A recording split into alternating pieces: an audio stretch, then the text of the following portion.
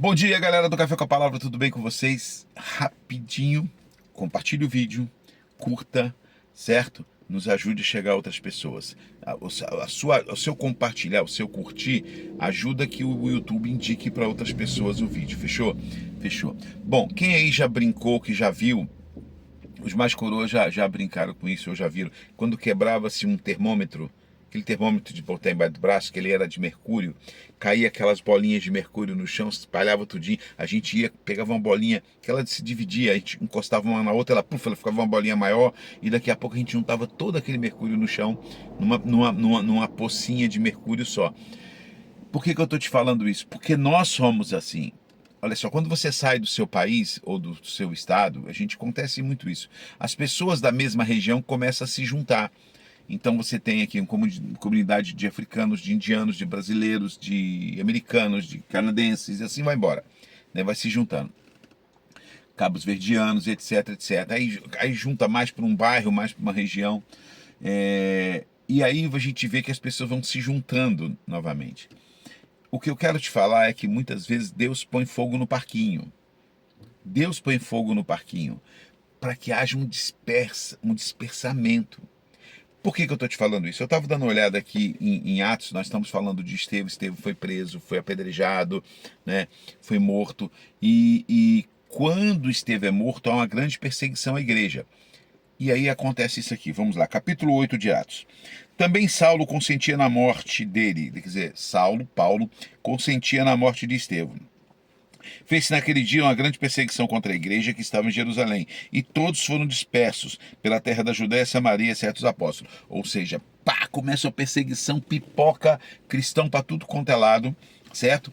Os apóstolos ficaram ainda, os 11 ali, ainda ficaram ali reunidos, depois eles escolhem o 12º para substituir Judas, mas eles ficaram em Jerusalém. Mas o restante, que havia muito mais pessoas que seguiam a Cristo e seguiam a eles aqui depois, né, foram dispersos. Saulo assolava a igreja, retirando-os da casa, arrastando os homens e mulheres e encerrando na prisão. Mas os que andavam dispersos, ou seja, aqueles que estavam ali e correram e fugiram, foram dispersos, iam por toda parte anunciando a palavra, certo? Descendo Filipe, olha só, descendo Filipe à cidade de Samaria, pregava-lhes a Cristo. Pregava-lhes a Cristo, certo? Pregava-lhes a Cristo. E prestavam atenção ao que Filipe dizia, porque ouviam e viam os sinais que ele fazia, certo? Os espíritos imundos saíam, as pessoas eram curadas, etc, etc. Então você veja bem, estava todo mundo juntinho no mesmo lugar, só que o evangelho, a palavra de Deus precisava ser pregada em outros lugares. Deus toca fogo no parquinho, permite que toque fogo no parquinho. O que acontece?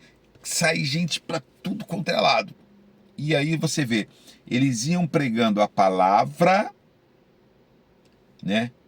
E Filipe pregava a Cristo, ou seja, a mesma coisa, pregava a Cristo Jesus, pregava a palavra de Deus por onde eles iam. Então, olha só, talvez você não está no lugar que você nasceu, talvez você não está no estado que você nasceu, na cidade, no país que você de nascimento seu, você está disperso pelo mundo. Certo? Mas qual o propósito de Deus te colocar disperso pelo mundo? Pregar a Cristo.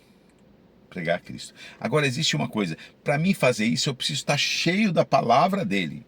Eu preciso estar cheio do conhecimento de Cristo. Não só o conhecimento teórico, mas eu preciso estar cheio de vida. A gente estava conversando ontem até tarde, eu, Célia, Andressa e o Gabriel, de que nós precisamos viver a palavra. Então, quando você começa a viver essa palavra, você começa a pregar com autoridade, porque as pessoas vão ver na sua vida a transformação. Então, quando eu permito que a palavra entre em mim e transforme a minha vida, que o Espírito Santo faça as mudanças e tudo que tem que ser feito na minha vida, quando eu começo não só a olhar esse livro, que eu estou cansado de falar sobre isso aqui, não é um livro de história, mas é um manual da minha vida, eu vejo como Deus agia aqui, vejo como Deus age hoje, Deus é perfeito, é santo, é soberano, eu olho o exemplo de Cristo, o exemplo desses caras aqui, e eu reproduzo isso hoje, certo? Eu estou vivendo a Cristo, eu estou vivendo a palavra. E quando eu vivo Cristo, eu vivo a palavra, as pessoas veem em nós, vai ver em nós credibilidade, como vi em Filipe. Sinais acontecem no nosso meio. Tem pessoas que já sentaram aqui, já foram curados, seus filhos já foram curados, pessoas foram libertas, pessoas que me telefonam naquela oração, depois daquele dia que nós oramos, minha vida é transformada. Isso são sinais que nos seguem. Milagres, pessoas foram curadas, crianças foram curadas. Isso são milagres que têm acompanhado a mim aqui, certo? Mas nem sempre são sinais visíveis, é sinais de caráter. A pessoa olha para a vida da gente e fala assim, caramba, cara, eu tô vendo realmente que essa pessoa tem credibilidade naquilo que ele fala, naquilo que ele prega. Transmite, o nosso olhar transmite, a nossa voz transmite, a presença do Espírito Santo em nós, ela sai, ela transmite, vamos dizer assim. Então, as pessoas olham e falam assim, tem credibilidade.